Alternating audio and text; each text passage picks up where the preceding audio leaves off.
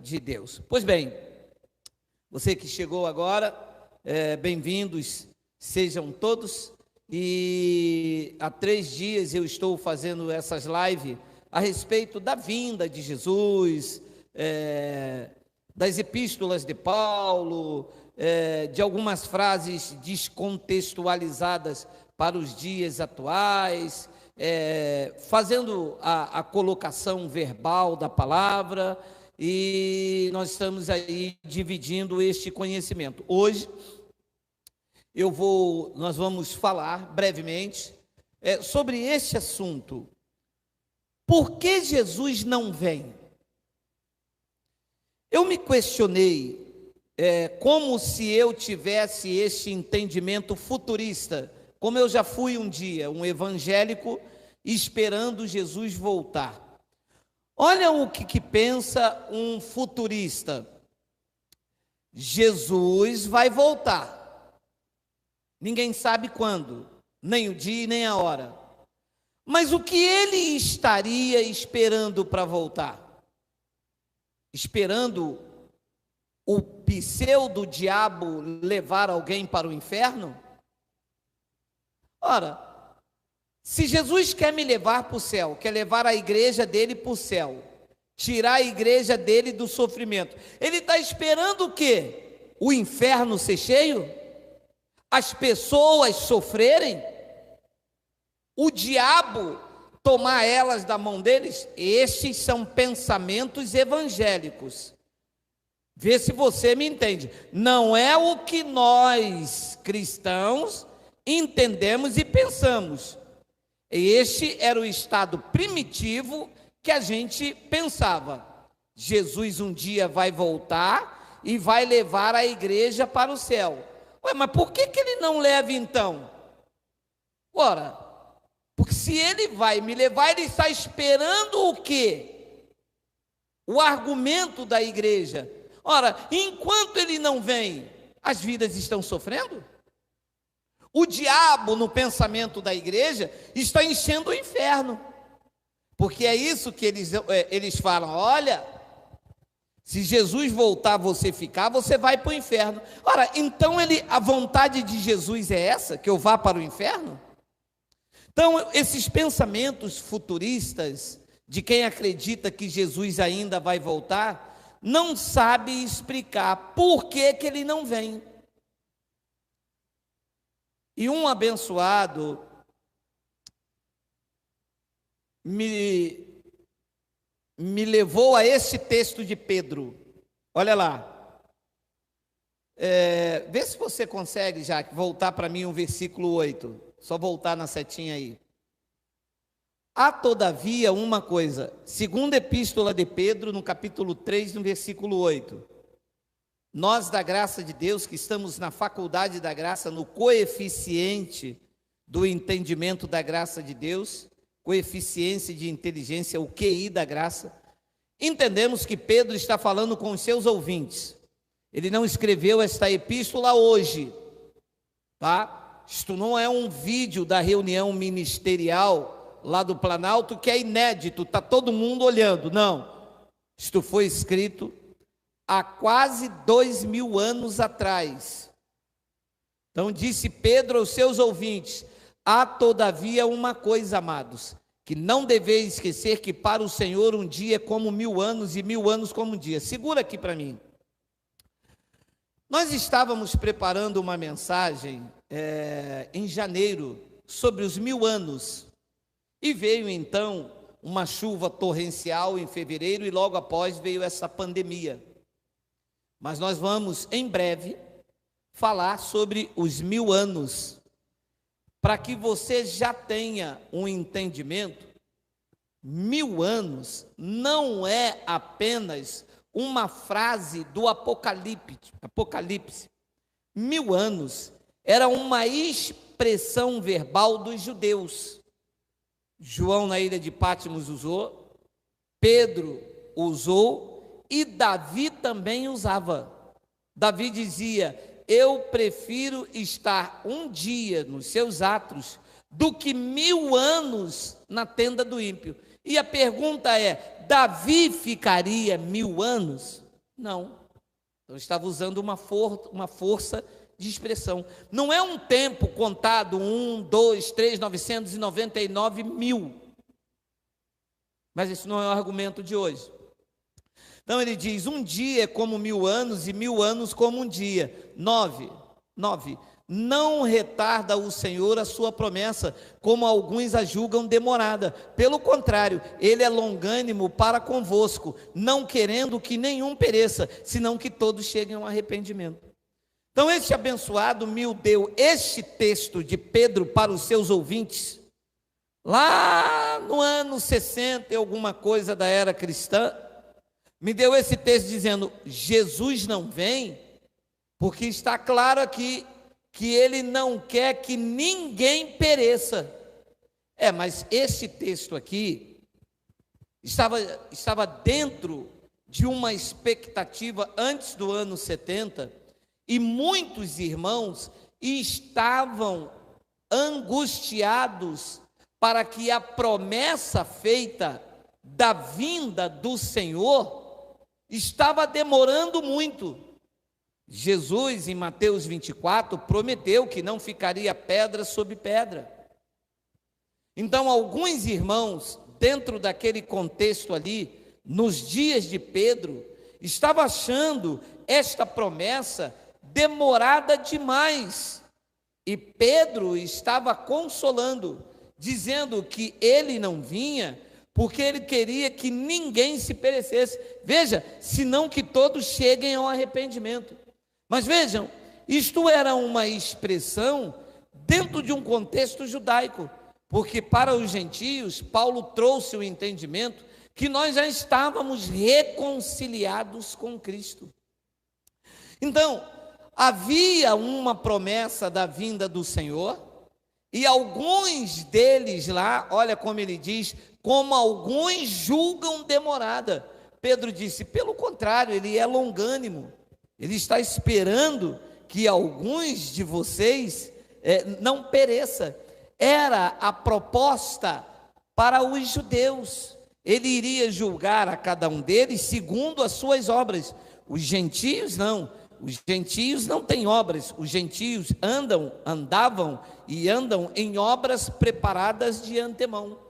Então, naqueles dias, antes do ano 70, e todo o período judaico, quando você lê os profetas, maiores, menores, como chama a tradição evangélica, grande parte deles apontavam para o juízo, grande parte deles apontavam para a vinda.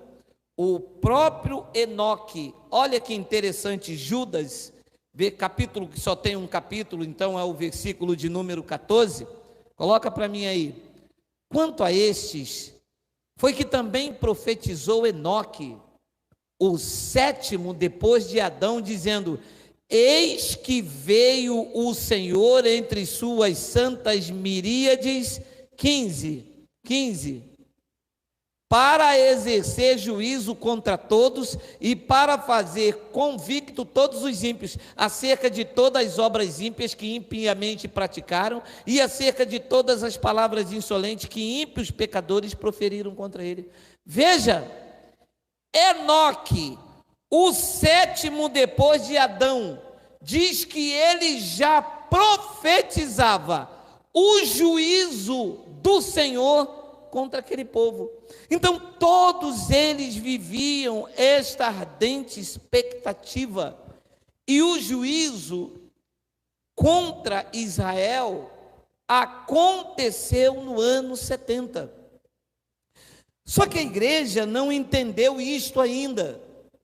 A igreja fica nessa ardente expectativa e diz assim: o Senhor não vem, esperando todos se converterem. Ora, vamos parar e entender. Mas será que todos vão se converter? Será que então Jesus está lá, está no céu, esperando Saddam Hussein se converter? Será que ele não sabe que Saddam Hussein vai se converter ou não? E enquanto Saddam Hussein não se converte, as pessoas são violentadas e ele não vem. As pessoas são assaltadas e ele não vem. Injustiça social e ele não vem. Por quê? Porque ele espera Saddam Hussein se converter. Saddam Hussein não se converte. Por que ele não vem? Porque ele está esperando Bin Laden se converter. Mas para Bin Laden se converter, alguém tem que pregar o evangelho. Quem é que tem que pregar o evangelho? Você sabe, toda esta manobra, como se Deus não soubesse quem é dele e quem não é. Então, quando eu confrontei um abençoado perguntando, Jesus vai voltar? Ele disse, vai. E por que ele não vem? Aí ele me disse, não, isso não faz sentido, porque ele esperar aquele se converter, aquele pode se perder, ou aquele que se converte. Você sabe, esse jogo que nos envolveram a vida inteira, esse joguete que só faz bem ao sistema religioso, porque eles são os maiores beneficiários, porque as pessoas ficam presas dentro das suas casas, dentro das suas igrejas, melhor dizendo. E um deles me disse, olha, Jesus está esperando o anticristo. Ora, mas no livro de João, logo abaixo já, que depois de Apocalipse tem 1 João 4,3. Coloca para eles assistirem aí, 1 João 4,3. Olha isso aqui. O abençoado me disse, Jesus não vem, porque antes dele vir, o anticristo tem que vir. Tá, vamos ler isso aqui. E todo espírito que não confessa Jesus não procede de Deus. Pelo contrário, este é o espírito do anticristo, a respeito do qual tendes ouvido que vem, e presentemente já está no mundo. Nos dias de João, há 1000 e poucos anos atrás, o anticristo já estava no mundo? Sim ou não? Sim. E por que ele não veio? Nós não comemos mais deste reggae. Está claro para vocês? Está claro? Claro. Está tão claro que isto ilumina os nossos olhos. Nos fizeram ficar numa vã esperança. Nos fizeram acreditar que Jesus ia vir num futuro incerto e as vidas se perdendo. Então, nós estamos aqui acreditando em um Deus déspota, brincando com as minhas emoções, porque segundo o entendimento da religião evangélica, se ele não vir, eu posso me perder a qualquer momento. Ninguém sabe quem é salvo, nem ele, nem eu.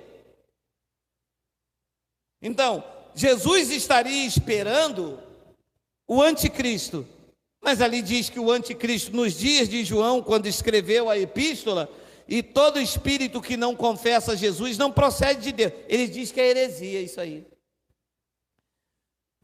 Pelo contrário, este é o espírito do anticristo, a respeito do qual tendes ouvidos que vem, e presentemente já está no mundo.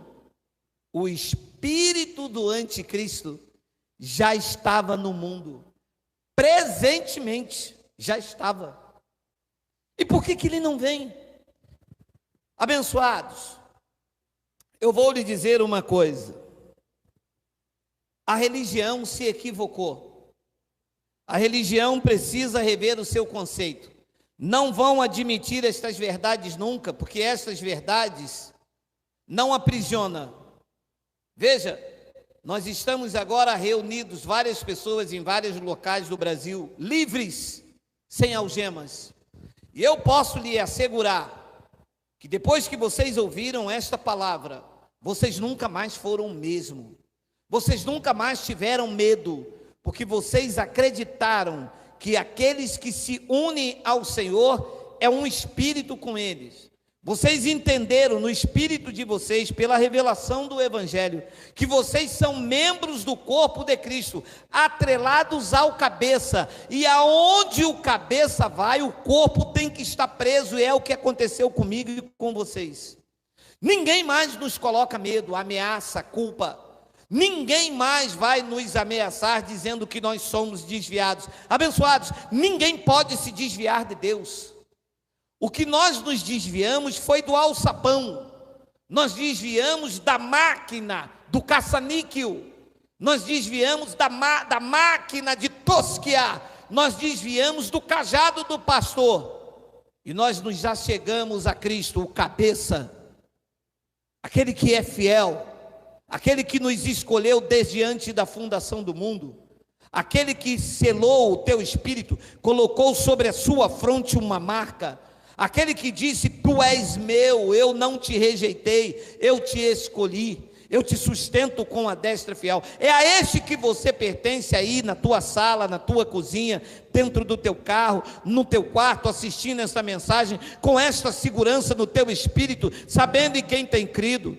É isto que é a mensagem do Evangelho, não uma falsa mensagem dizendo: ele vai voltar. Ah, ele vai voltar? Como é que tu sabe disso? Está escrito aqui. Olha, mas está escrito aqui que o anticristo já estava. Está escrito aqui que aquela carta de Pedro, da demora, era debaixo do contexto judaico, querendo que as pessoas, os judeus que tinham obras boas e mais a serem completadas, tinham que se arrepender das suas obras, porque eles não eram justificados por graça, e embora Cristo os justificou, mas eles não recebiam, porque viviam dentro de uma prática judaizante. E era esta a mensagem de Paulo para aqueles dias: olha, por obras da lei ninguém será justificado. E Paulo dizia aos gentios: vocês foram justificados pela graça. E alguns que desciam lá de Jerusalém se intrometia entre os irmãos para ver a liberdade e dizia: olha, se vocês não se circuncidarem segundo a lei de Moisés, vocês não podem ser salvos. E trazem esta mesma mensagem que caducou, esta mesma mensagem mosaica, farisaica, para dentro das nossas vidas. Traziam, porque não trazem mais. Nós estamos livres, seguros e sem temor do mal. Então, eu tenho dito esse dia, eles atropelam as escrituras, eles não respeitam o contexto histórico, mas graças a Deus que o Evangelho nos alcançou. E Apocalipse 22:6, que eles não recebem, eles não acreditam. Apocalipse 22, versículo de número 6, lá no final do Apocalipse, já terminando de escrever a carta, o livro em que eles não aceitam. Olha, a tradição evangélica não aceita nenhum livro da Bíblia, só aceitam a lei de Moisés, onde tem o dízimo, Salmos, Davi, mas todas as passagens que confrontam eles, eles não aceitam. Esta passagem é uma delas, Apocalipse 22:6. Disse-me ainda, o anjo disse ainda: estas palavras são fiéis e verdadeiras. O Senhor, o Deus dos espíritos dos profetas, enviou seu anjo para mostrar a seus servos as coisas que vai demorar 20 séculos para acontecer. As coisas que o quê? Em breve devem acontecer. Ora, então esse Deus aqui enviou um anjo mentiroso, porque João escreveu isso aqui há quase 2000 anos, e já se passou 20 séculos, e a tradição evangélica diz que não aconteceu, aqui diz que é breve. Aqui diz também que estas palavras são fiéis e verdadeiras. Eles dizem: não, ele não está voltando ainda, porque ele está esperando o traficante se converter. Ele não voltou ainda, porque ele quer que todos se convertam, mas nem todos vão se converter. O Senhor conhece os que são seus, os deles vão se converter. Ele reconciliou os eleitos estão reconciliados, não tem mais que se arrepender para a salvação, não existe mais isto. Então ele diz: enviou o seu anjo para mostrar aos seus servos as coisas que em breve devem acontecer. Você vê que eles não aceitam isso. Diz que breve é assim. Breve, Geraldo, você não entende, que você não tem estudo, mas nós vamos explicar para você que nós temos teologia. Breve quer dizer um futuro incerto há mais de 20 séculos. Ah, é? Puxa vida, que coisa louca, não? Eu pensava que breve era logo ali, está pertinho, chegou, eu estou vendo. Eu pensava que breve era assim. Titia Amélia disse para mim que era assim. Me botava de joelho em cima dos milhos, mofi, e dizia para mim: você não vai sair daí tão cedo. Eu sabia, e é a aula toda. Mas os doutores mudaram breve para mais de 20 séculos. Mas não acabou não, olha o que ele diz no versículo 7, olha só, 7. Tem aí o 7? Cadê? Eis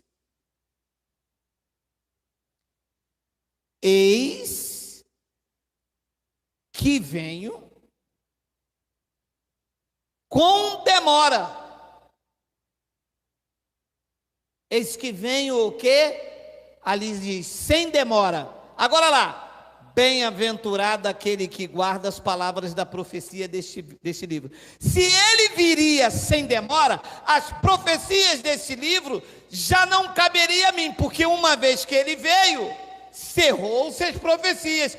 Quem é que guardaria a profecia deste livro antes dele vir sem demora? As 7 igrejas da Ásia. Agora, ao menos que a tradição evangélica desconsidere isto, ache tudo isto uma mentira, e que ele mentiu quando disse que vinha sem demora, na verdade era para ele dizer assim: eis que eu vou demorar, virei no futuro incerto, não me esperem. Ora, mas diz Apocalipse, volta o 6, não é possível que essa passagem estava aí e os doutores não pregaram, gente. Disse-me aí, volta o 5, deixa eu achar alguma coisa para eles não dizer. Volta o 4. Contemplarão a sua face, e na sua fronte está o nome dele. Volta 1, deixa eu ler, eu quero ler o contexto para ver, que depois eles vão dizer que é versículo solto. Então me mostrou o rio da água da vida, brilhante como um cristal, que sai do trono de Deus e do Cordeiro. 2. No meio da sua praça de uma e outra margem do rio está a árvore da vida, que produz 12 frutos, dando o seu fruto de mês em mês, e as suas folhas são para a cura dos povos. Segura aí. Quer dizer que se aqui, se aqui fosse o fim do mundo, ou todo mundo no céu, todo mundo estaria doente lá, e o ano iria continuar de mês em mês lá no céu, e havia uma árvore para curar as pessoas no céu, todo mundo doente no céu, com uma árvore dando cura. Meu amado, peraí, mas isso é um assunto para uma outra pérola. Vamos para o versículo de número 3. 3. Nunca mais haverá qualquer maldição. Graças a Deus, fomos livres dela. Nela estará o trono de Deus e do Cordeiro, e os seus servos o servirão. Uma linguagem judaica. Contemplarão a sua face, e na sua fronte está o nome dele. 5. Então já não haverá noite, nem precisam eles de luz de candeia, nem da luz do sol, porque o Senhor Deus brilhará sobre eles, e reinarão pelos séculos dos séculos, reinarão em vida para sempre. 6. Disse-me ainda: estas palavras são fiéis e verdadeiras. O Senhor, o Deus do Espírito dos profetas, enviou o seu anjo para mostrar aos seus servos as coisas que em breve devem acontecer. Toda esta linguagem de figura, toda esta linguagem judaica, tudo isto que João estava falando às 7 igrejas da Ásia, deveriam acontecer quando? Aqui diz que em breve. Depois ele diz no versículo de número 7, vamos lá, 7. Eis que venho sem demora. Bem-aventurado aquele que guarda as palavras da profecia deste livro. Então, meu amado, nos venderam um jornal velho. Nos venderam um jornal em que apresentaram-se um Deus déspota, aonde eles chamam as pessoas para a igreja, e as pessoas têm que cumprir rudimentos, dogmas, obrigações, sacrifícios, e por qualquer deslize, Deus as manda para o inferno, e se obedecer às regras, Deus as salva. Só que tudo isto é uma manobra para colocar medo nas pessoas. Mais medo, mais igreja cheia.